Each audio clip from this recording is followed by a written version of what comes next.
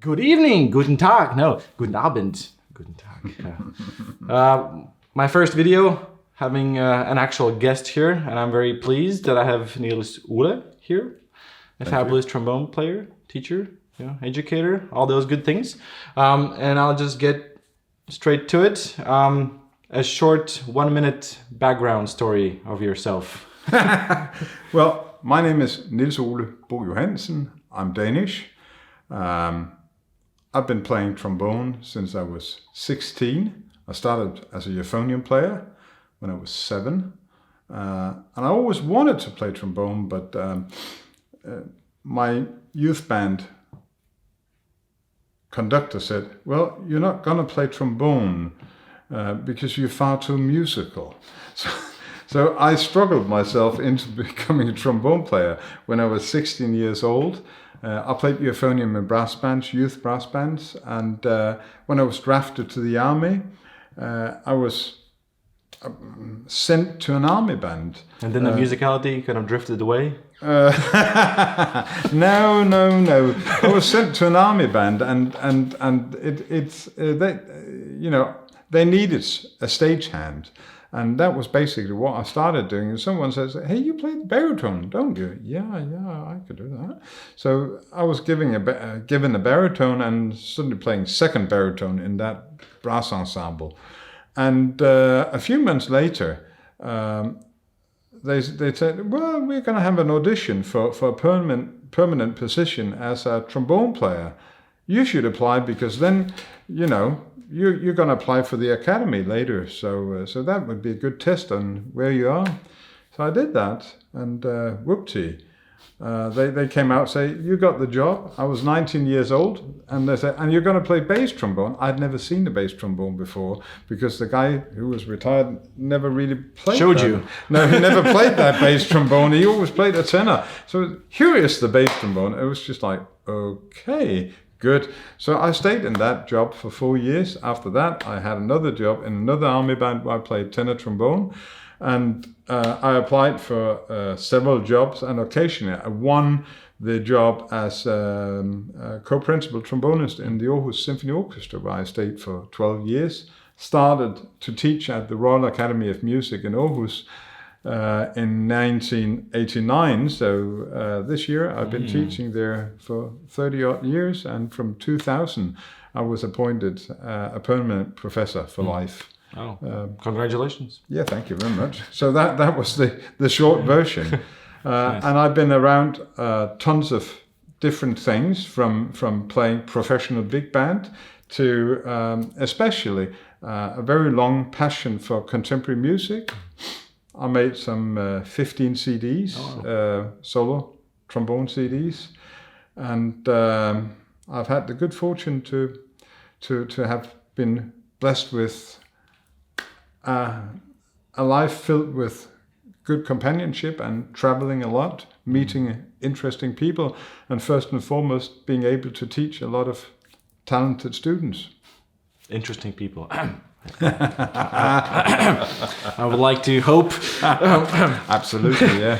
What would be the one thing that, if you would have to tell a student now, who's studying, maybe not even music, but probably music more specifically, to something really that can, not a life changer, but something that has helped you along your way, and one thought that has kind of crystallized throughout the years of playing and teaching?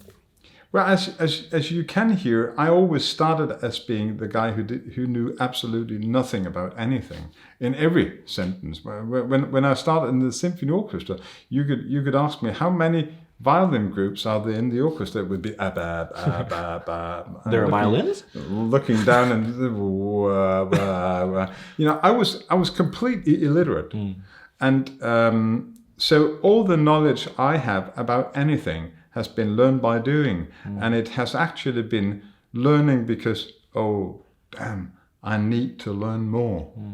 So it has been driven by a desire to know what the other folks know, and not to kind of be left behind. And you could call it curiosity, I think, but it's curiosity more driven in the sense that I need to know that. And I do a lot of conducting, I do a lot of arranging, and I never had any chance to get any lessons because I've always been playing or teaching. So basically, I never learned anything. The things I've learned by doing them and realizing this was not a good idea. So I think that is stay curious and stay humble. You know, even though you're a top professional and you're playing with the very best, stay humble, because you know the more you know, there are so many things you realize that you do not know. You know, and work hard. It's a very simple thing. It's John Cage formulating that if you work hard, you achieve something. If you don't work, you don't achieve anything. And it's this combination of being humble and curious, and then have the inner drive to work. It's like being you're in the game and trying to be ahead of the game at the same time somehow. Yeah, or just being in the game. Yeah. You know, I'm not a young man anymore. I can see 60 coming up, and suddenly 60 is not an age. It's just a young man. You know, and it's every morning, and it's my family hates it, but every morning religiously, like before doing anything else, I'm playing trombone for half an hour, and it's like that's a holy thing to do for me. And certain point of the day, I just disappear. Say, you know, I'm just going to do 15 minutes, and it's if you don't practice, you lose it. You know, if you don't use it, you lose it. Yeah. And it's this constant staying in shape, and also when you hear something, and it might be a student, you hear a student do something, okay, she or he could do that. I can't do that. I'm gonna figure that out.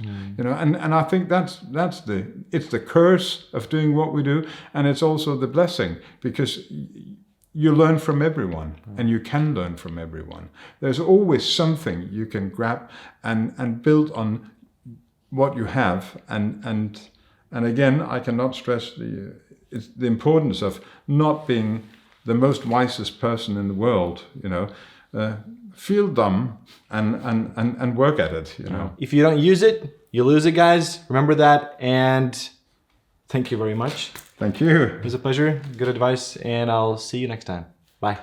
You just ask me questions. Yeah. Okay. Sure. If I don't answer what you want, you can ask the question again. I will rephrase now. What I meant was. Great.